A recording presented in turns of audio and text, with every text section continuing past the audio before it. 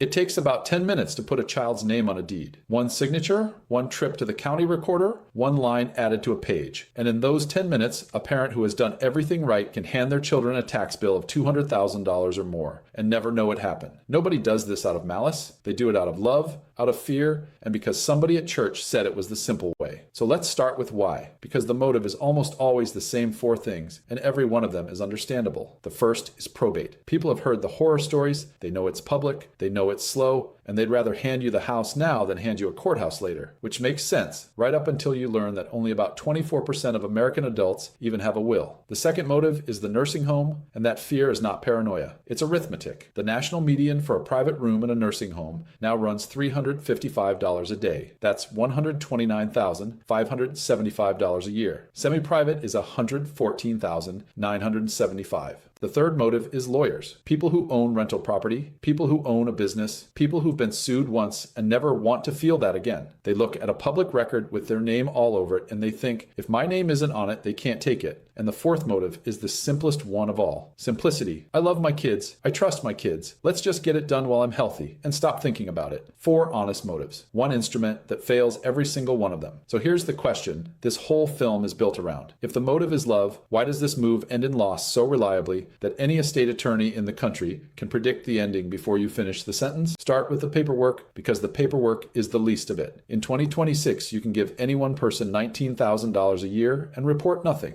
$38,000 if you're married and splitting the gift. Half of a house is not $19,000. So you file a gift tax return and you chip away at a lifetime exemption that currently sits at $15 million per person, $30 million for a couple. Almost nobody actually owes tax. What you've bought yourself is a filing requirement and a slightly smaller exemption. Annoying. Survivable. The filing is not the wound is basis. And basis is the single most expensive word in this entire conversation. When you give property away during your lifetime, your children take over your original purchase price. When they inherit that same property at your death, the basis resets to the value on the day you died. Same house, same children, two completely different doors. Picture a house bought in 1994 for $180,000. Today, it's worth $1.1 million. Gift it now, and when they sell, your kids are staring at $920,000 of gain. Let them inherit it, and that gain is erased. It doesn't get reduced, it gets erased. Now think about what that means at the kitchen table. Somebody signed a piece of paper to make things easier for their children, and in the same motion, handed them a capital gains problem that follows the house forever. The parent never sees it. The parent is gone by the time the bill arrives.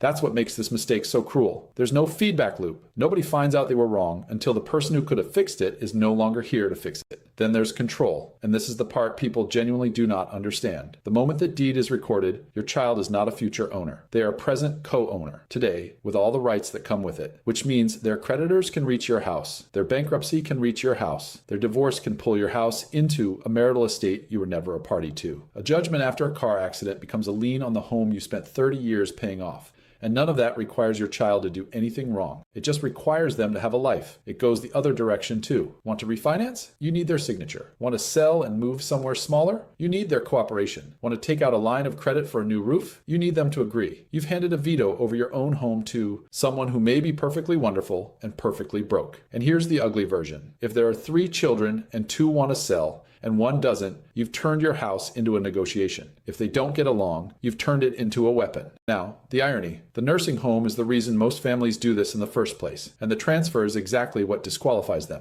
Medicaid reviews 60 months of your financial history in 49 states and the District of Columbia. Every dollar transferred for less than fair value gets divided by a state rate to produce a penalty period. In Pennsylvania this year, roughly $421 gifted buys 1 day of ineligibility. Give away a house and you can generate months, sometimes years, of no coverage at all. And that $19,000 annual exclusion everybody cites, that's an Internal Revenue Service concept. Medicaid does not recognize it, not $1 of it. So a family gives the house away to protect it from the nursing home, and 3 years later the diagnosis comes, and the transfer lands squarely inside the window. Now they're paying privately while the penalty runs. The house is gone, the coverage is gone, and the children are writing checks. This is not a rare story. This is the story elder law attorneys hear every week of their working lives. But I want to be fair here, because there is a serious counter-argument, and you deserve to hear it. Federal law protects certain transfers outright, to a blind or disabled child, to a sibling who already owns part of the home and has lived there, and to the caregiver child, the one who moved in for 2 years and provided the care that kept a parent out of a facility. That child can receive the home without penalty. When care is genuinely imminent, crisis planners transfer assets deliberately with their eyes open. So the honest answer is not never. The honest answer is almost never, and never by accident. 2 more things nobody mentions at that kitchen table. The first is the child themselves, and I say this carefully. In 2025, Americans 60 and older reported more than $7.7 billion in losses to the Federal Bureau of Investigation, over 201,000 complaints, an average loss above $38,000, and more than 12,000 people who each lost over $100,000. Most of that is strangers, but exploitation, the quiet kind, almost never comes from a stranger. It comes from somebody who already has access, and giving somebody legal title is the most complete form of access there is. The second is your property tax bill. In California, Proposition 19 reassesses an inherited home unless the child moves in within a year, and even then, the exclusion is capped at just over $1,044,000 above the parent's existing base. Rentals and vacation homes get nothing at all. A family paying $4,000 a year can find themselves paying $15,000 or $17,000. Same house, same street, same view out the same window.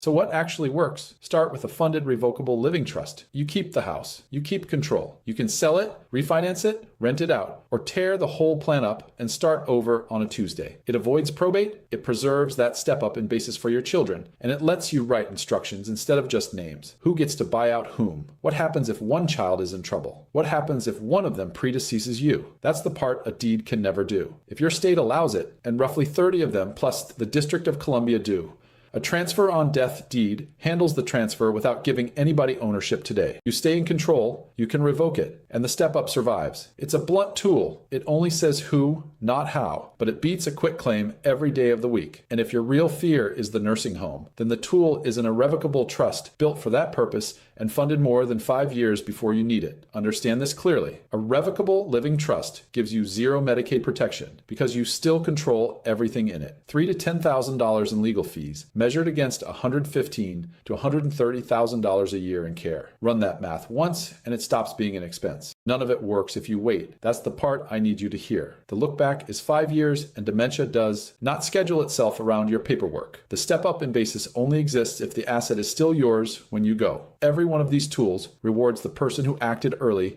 and punishes the person who acted in a panic. So talk to your children now, while everyone is healthy and nobody is grieving. Tell them what you own and why you structured it the way you did. The conversation is free. The mistake is not. Because here's what it comes down to. A deed takes 10 minutes to sign and a generation to undo. The pen on that kitchen table costs nothing. The signature can cost your family everything. So before you pick it up, put it down and go ask somebody who does this for a living. And if this was useful to you, subscribe to the channel and like the video. There's a lot more coming.